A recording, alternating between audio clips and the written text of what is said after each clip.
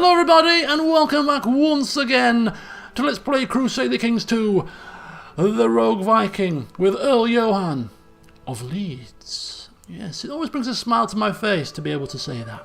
Of Leeds. Right, this is my second attempt at this session. The first attempt was interrupted by a Virgin Medium Mobile saleswoman. Thankfully I got a free upgrade out of it for my mother's phone, so it's not all bad, although I feel like I have been drained of energy listening to her witter on for 25 minutes about all the bells and whistles. I can do this for you, I can do that. Just give me the price. That's all I said. Give me the price, the model of the phone, how much is the difference compared to what I'm paying now. That's as much as I need to know. But oh no, she had to witter on for 25 minutes about other things and try to sell me all sorts. Just, it's made me angry. But hopefully I'm going to chill out now playing some of this, okay? So if I seem a bit short-tempered, that is the reason why. But yes, as I said, my mum's got a free upgrade out of it, essentially, so all is not lost. Right, a couple of things other than this before we start the time rolling. Because if I start the time rolling, things will crop up and it'll distract me. Right, I'm learning as I go along with this campaign. About mainly the Catholic faith. I'm not a religious man, I'm not a Catholic man, so all this is new to me. So when things crop up on, certain things crop up such as drinking and things, and I'm like, ooh, can you do that as a Catholic? I don't know. So I'll kind of take the cautious approach to start with, and then I go away and research that particular thing so that I know for future, in case those things crop up again. So yeah, you can drink in moderation, for instance. And hunting cropped up, and I should have probably realised that given the times, hunting was all the rage, especially among the nobility, so technically speaking it shouldn't really be outlawed by Catholic faith, or Catholic law, whatever you call it, Catholic doctrine, because if it was, it wouldn't be rife in those times. But I just erred on the side of caution in the last session, and then obviously found out afterwards that yes, it is perfectly and reasonably fine to hunt for a purpose such as food or clothing rather than purely for sport. So yeah, next time Duke Aged comes knocking and wants to go hunting, we can go hunting, but just because we're allowed to and it's not outlawed or it's not against the sort of Catholic doctrine doesn't necessarily mean we will want to go hunting, although as a high martial man I'm supposing that Earl Johan is not too adverse to hunting a few rabbits for the stew, especially if it's going to benefit our relationship with our liege lord, for instance. So that's me in the know about hunting now. And there's also a mention about mysticism. Why are we so quick to toss mystics to the curb, toss them out of our court? Yes, mysticism, there's kind of two forms of mysticism, that's probably more, but in terms of mysticism in simplistic terms, you've got the kind of spiritual based mysticism. That kind of stuff, maybe not quite so bad. Then you've got the supernatural kind of witches burnt at stake kind of mysticism, pagan ritual kind of mysticism, which obviously is not very good, much more heretical, and far more of an embarrassment if one of your mystics turned out to be that kind of mystic. So, although technically speaking, as even the description of the trait says, it's a fine line, not necessarily one way or another kind of thing, Earl Johan just doesn't want to take the chance, because what if it turns out to be one of the more outlawed forms of mysticism? Wouldn't that be a black blot on his copybook? He's already blotted it with his Penance charade. We don't want to risk it any further by welcoming a mystic physician for him to turn out to be somebody that's practicing some kind of hocus-pocus pagan nonsense. So that's why mystics are being tossed out. We just don't want to take the risk. And a couple more things about the campaign before we start on. I liken your comments to Johan's inner monologue, his inner voice, and also to maybe musings and comments made in the council meetings. That's what I liken them to.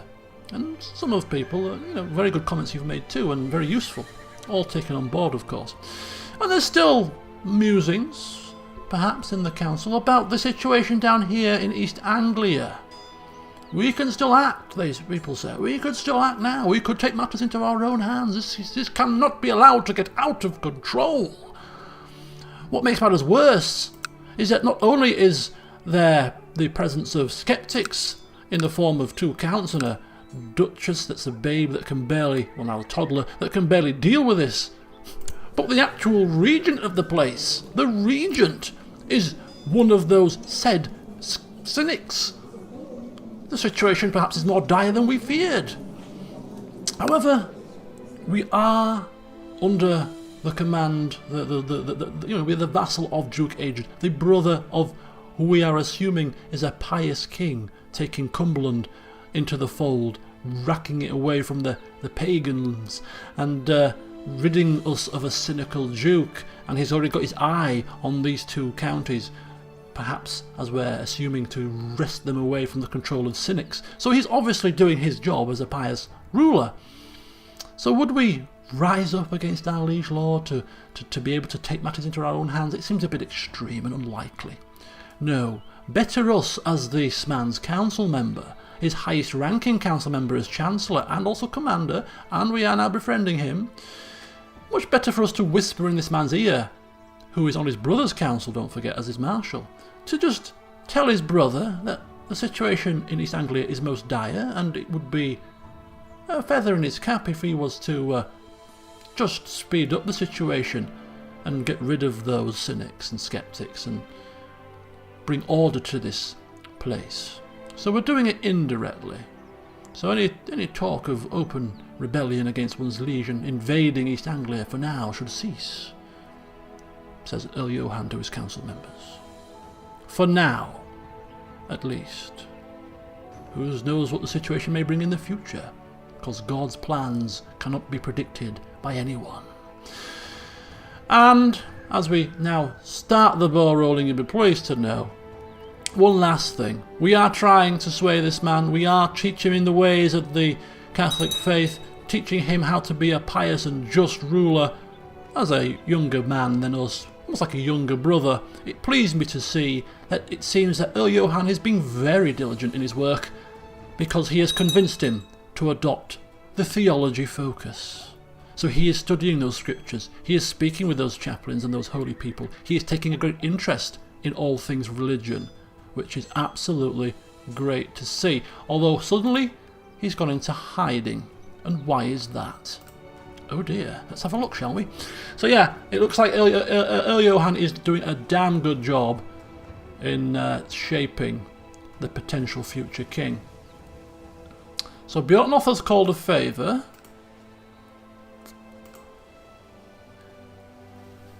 Sounds like somebody's trying to kill him.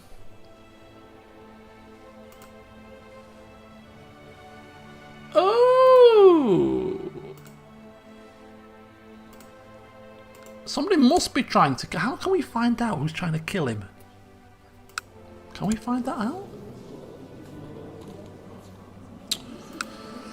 Oh, I don't know, but he's gone into hiding for some reason. Which is not a bad thing, really, because as you've just seen, that puts us as the regent of York. Does that give us any additional bonuses as being regent? Or is it just like a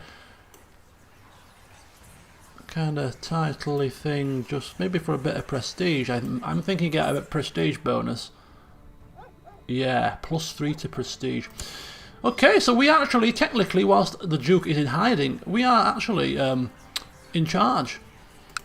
I wonder if it's not actually hiding he's gone into, but maybe we've tried to convince him to do penance.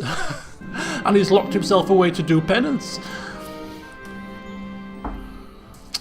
And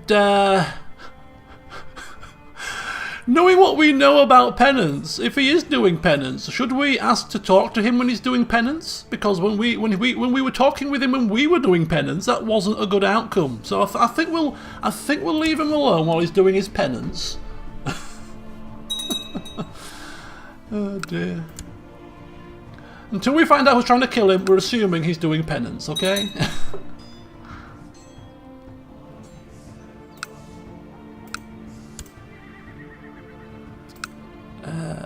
If there's like a there's no it's not a faction. Somebody must be plotting to kill him. Why else was somebody going to hiding?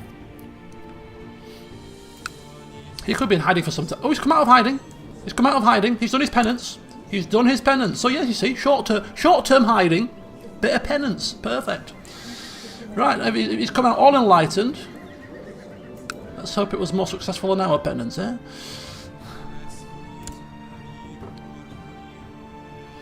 Right, let's continue to whisper in that man's ear. Keep whispering. Keep telling him about the situation in East Anglia. Hope his brother acts, and acts swiftly, to deal with this situation. He'll get to it eventually. Ooh. Bishop Alphamar of St. Aidan's has been slain. Where's St. Aidan's when it's at home? Oh dear. Well, none of our concern. I'm assuming they're down as acquaintances because we're probably on the council with them. So like Duke Sebert, yeah, he's a commander of... No, we're not on his council. But perhaps it's because we're following him as an important character, maybe.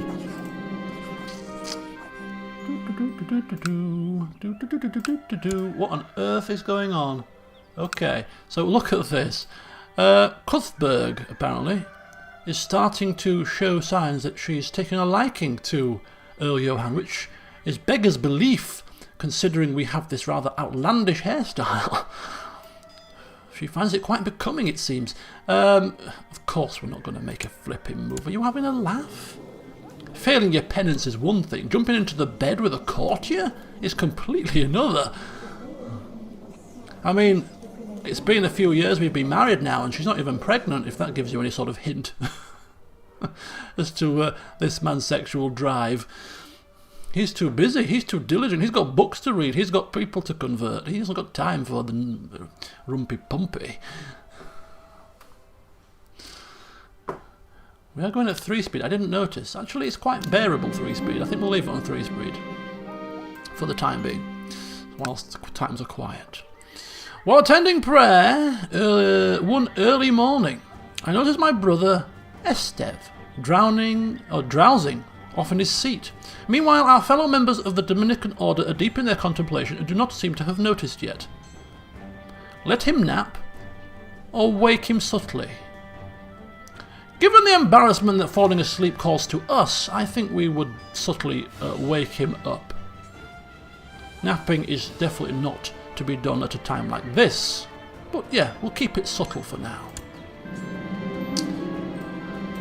I gently prod at Estev, but get no reaction. Then I shove my elbow into his side, causing him to cough and open his eyes in a flash. A subtle hint of anger within them. His face turns red as he blinks, the situation dawning on him suddenly. Thank you, he mumbers sheepishly. Think nothing of it. Just don't let it happen again. We're not a teacher's pet. If we were in charge of the establishment, we might think differently, but we're not at the moment. Right. Oh no. Oh no. It's time for penance again. I was going to say, actually I forgot at the start of the session, but I was going to say that now that we've been promoted, I wonder if penance was maybe a kind of a thing that you would do at the lowest rank. Now that we've been promoted, perhaps penance wouldn't be a thing. It seems penance is a thing still, and we've been given a chance to do it again.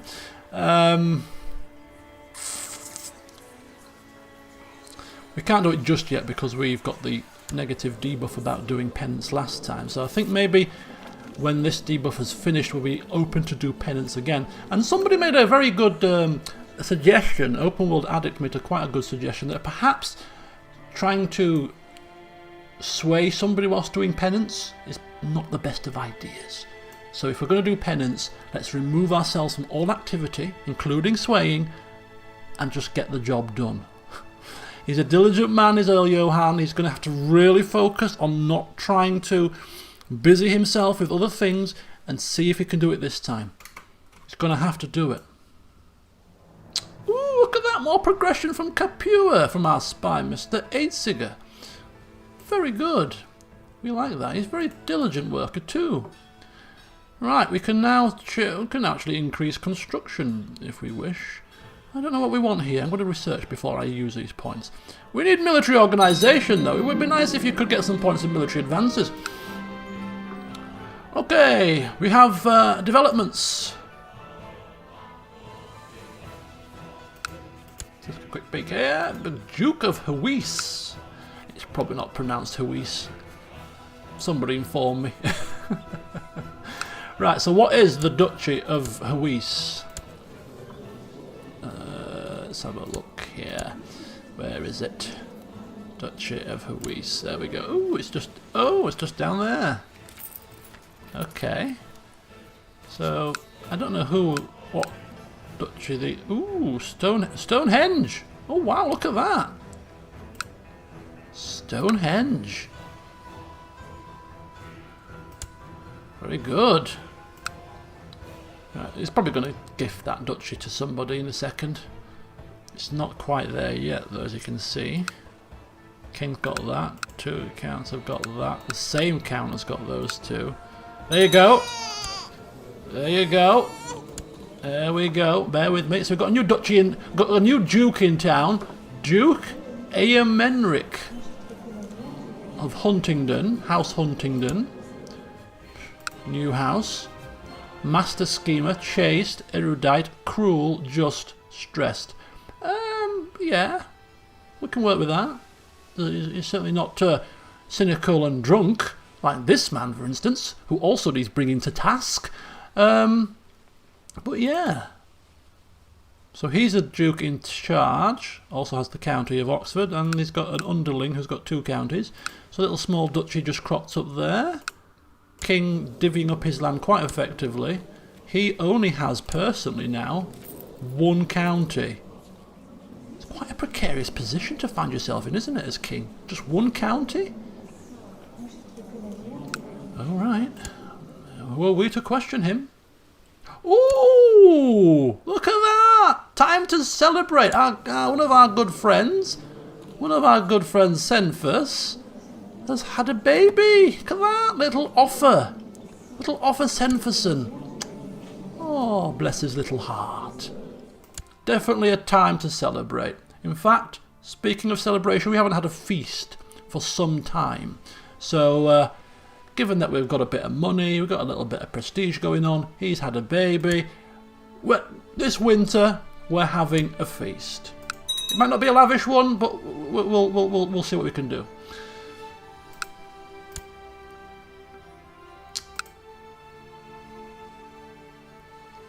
Oh my god, he's making him a commander? You should not be rewarding this man for his drunken, gluttonous, cynical ways. You should be taking action. His wife is pregnant also. No, that's hedonist, that's the wrong trait. His wife is one-handed, actually. Okay, but they have had a child. I didn't see this before. Thurfrif. He's actually 3 years old now. It's been a while. Spammaster's not doing the best of jobs keeping us abreast of the situations closer to home, but yes, unfortunately for him, well, fortunately we should say, he's been educated by his mother, who is much more to our liking than his father. She's patient, temperate, gregarious, trusting, so she's actually quite decent, bless her heart. So there may be some hope for the son yet. Uh-oh.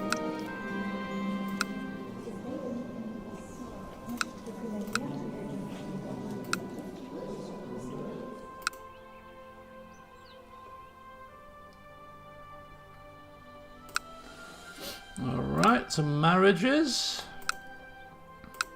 So a group of robbers calling themselves a band of brothers have been brought before me. The long list of their crimes does not put them in good light. Oh dear. Why would I care about some petty thieves? Why should we care about some petty... Of course we care about petty thieves. Thieving?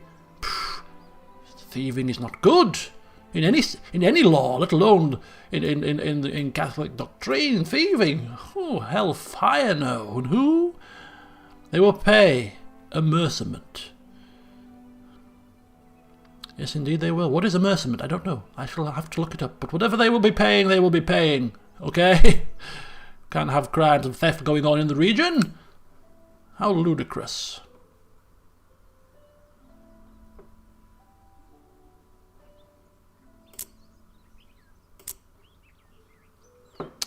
Right. As we move on towards the 2nd year of the session, it's gone by quite swiftly on 3 speed compared to 2. I think inviting Duke Adrian to an activity we can do together would help us grow.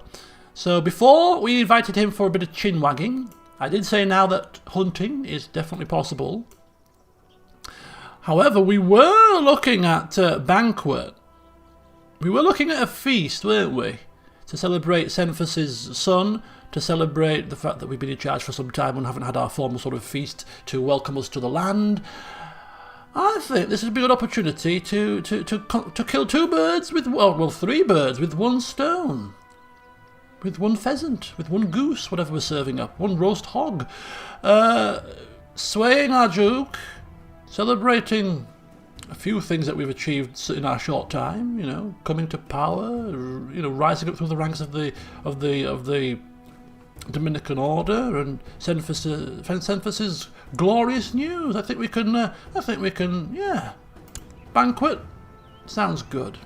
With not just the Duke and me, but our close retainers invited as well. For a good old knees up, in moderation, of course. So, the invites go out, and of course, it seems that Duke Adred hasn't wasted any time. Mere couple of weeks later, he's on the doorstep, looking eager to celebrate and maybe chew some more religious fat. He looks inside, we help him in, and he gives an approving nod at the size of the banquet. Let us not be known as skimpers. Let's enjoy ourselves once again. Of course, moderation. And telling him, he is a good Catholic man, he knows that, of course. He's studying theology after all. Several hours pass and Adrian seems to enjoy himself. Maybe he would enjoy himself even more if we managed to find him some company for the night. No, he's married. That would not be the thing to do. No need to overindulge oneself and indulge in pleasures of the flesh. That is not what this banquet was all about. So let us enjoy this evening. And for whatever reason, we gain the trait chaste, which is not good for our fertility. But we have one son. This is not good, but hey ho. It's the way things must be done. And of course, whilst Adred was present in our castle, got to meet some of our council members and some of our loyal vassals, and got talking, of course, with Bertnoth of Doncaster, and once again Bertnoth slipping in a good word or two, increasing that good old relationship, letting him know about all the good work we've done, how much of a model Christian we are. It's all going down a storm, isn't it? It's all going down a storm. Oh no. No, that's not good. I don't want to read that. I don't want to read that just yet. What was I going to check? I was going to check something. I've forgotten now. This has distracted me. Right. We wake up half-dressed, clothes strewn everywhere, with a woman sleeping beside... No, we did not. This is obviously a mistake. Adrian is grinning, lying on the floor with the woman on top. We tried to guide him, people. We tried to guide him. I don't know what's happened here. Johan has a mind blank about what's happened. I have a mind blank about what's happened. I leave it to your imaginations. But we're chaste. We are a good man. Things aren't always what they seem. Hopefully. We receive a letter from Adrian thanking us for the invitation, and he had great fun. Great fun indeed. I was going to check the relationship, that's what I was going to check. Look at that. He's got a 91 opinion of us. We've got 57 of him. It's safe to say we're getting on like a royal house on fire. We really are. Let's slow it down for the last bit of time just to drink in what we're seeing here. What's this? Right, court physician. Third time's a charm.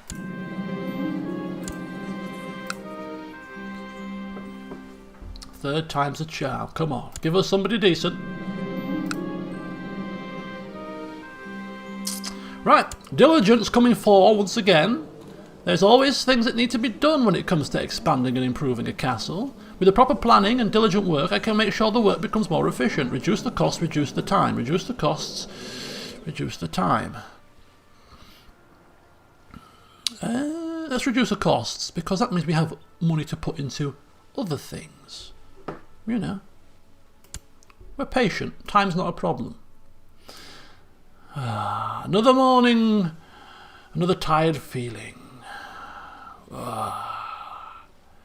Seclude and do prayer and meditation.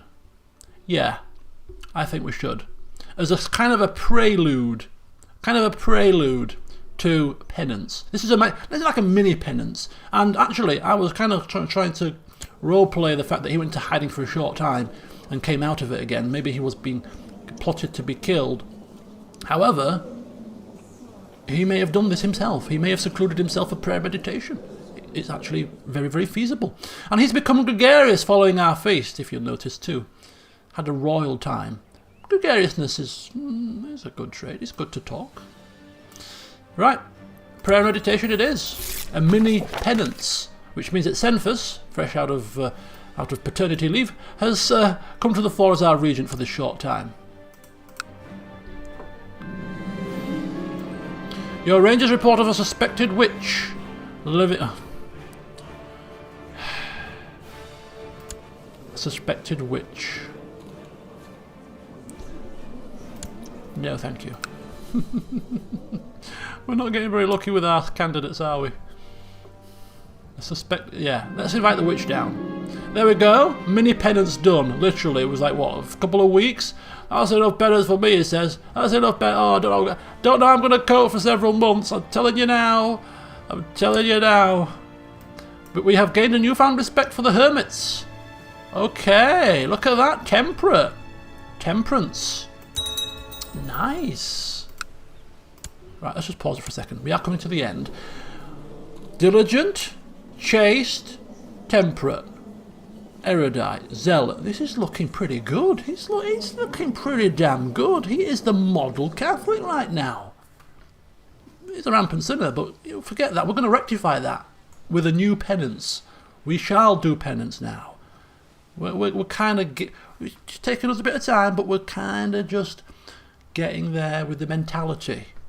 I'm sure next time we do penance, everything will be fine. Kind of tempted to play on through penance to see if he actually does it, because we can actually stop swaying him now for a little bit, seeing as we have got a good relationship. Interesting. Let's just eke it out. Right, there's a law change that is required. We should be able to do it now, and it's rule of war declaration. However, everybody's opponents to it. We need 2 people to vote for it in our favour. So a couple of favours from our more swayable council members could get this done. Ooh, look at that. More economy. Wow, we can now put it into any of these. Right. Let's just take a check here. This guy should vote with us quite happily. Oh, give spiritual guidance. Oh, we can now give spiritual guidance. We have enough devotion to do that. Do we wish to give anybody spiritual guidance? Seeing as it's quite expensive, we're going to stick to our closest people, such as our son, maybe our liege lord, maybe a friend. Not willy-nilly to start with. So, don't think that applies to anybody at the moment. No. What about Cenphus? Where's our good friend Cenphus? Has he got any negatives? Gluttonous. Ooh, I'm kind of intrigued. I'll leave that for you guys to comment on. What's your thoughts? Should we try a bit of spiritual healing on Cenphus? Get rid of his gluttonous ways? It's not becoming to be gluttonous, you know. Let me know your thoughts on that one. But yeah, we could possibly do that. It's a bit of a tester. How much devotion do we have? 823. It's going up quite quickly, given our pious nature, of course. Right then. What was I doing? Yeah. Ask for... No, buy... Do you have to buy a favour? No, just request council support. Of course he will support us in the council. Of course he will. So that's 1. And, well, we can always rely on our steward. He's slow. He feels like we're taking advantage, but, you know, he would... Oh, we probably can't do it because we've already done it once before. Yeah. I think that might be the issue. So maybe somebody else? Maybe Einziger, our spy master. We get on well with him. Yeah, let's get that done. Let's get that done. It's imperative that we have the say on the, on who we should go to war with. They should be safe in the knowledge, our council members, that we would only wage war when it is absolutely necessary in the eyes of God. They have nothing to fear that we will wage war willy-nilly and bring ourselves into disrepute. It's a done deal, surely.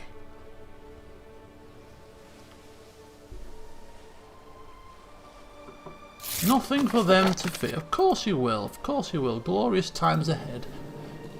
Let's go for it. And there we go. Quick as a flash, the rule is... It may cause a few concerns, but does it cause a concern? Will they be unhappy with the rule change? Decrease council power. Yes, they will. Tough. It's for the greater good, of course. It always is with Earl Johann. I mean, look at this man. Would he do anything for selfishness? No. Would he sleep with a woman at a banquet? No. Would he fail his penance? No. These are all lies, slanders, I tell you. Slanders they are. Right. So we'll leave penance for the next session.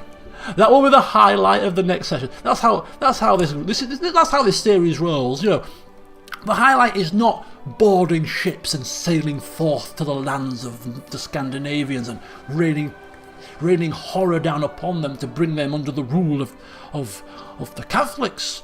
Oh no, that's not the highlight. The highlight is simply finding out whether Earl Johann can successfully do his penance this time. Stay tuned, folks. I'm sure you want to know the answer. I'm sure you want to know the answer. Can he do it? I'm taking bets now.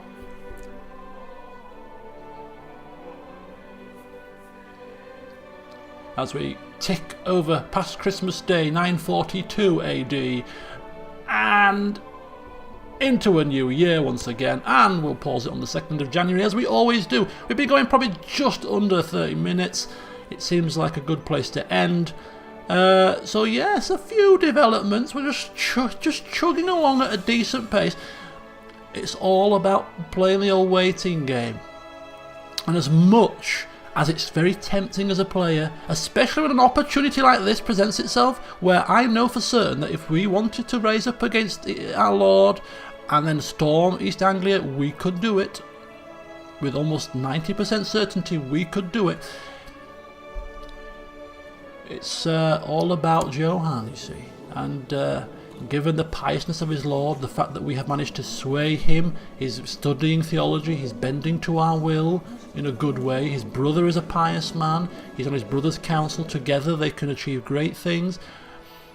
It's all about supporting that. And although this supporting is very behind the scenes kind of support, whispers in ears, steering in the right direction, it could lead to bigger things later. Patience is one of the virtues, people. And Johann is playing the patient game up to press, in my opinion, perfectly. Right then, so see what happens in the next session. Join me then. See you soon.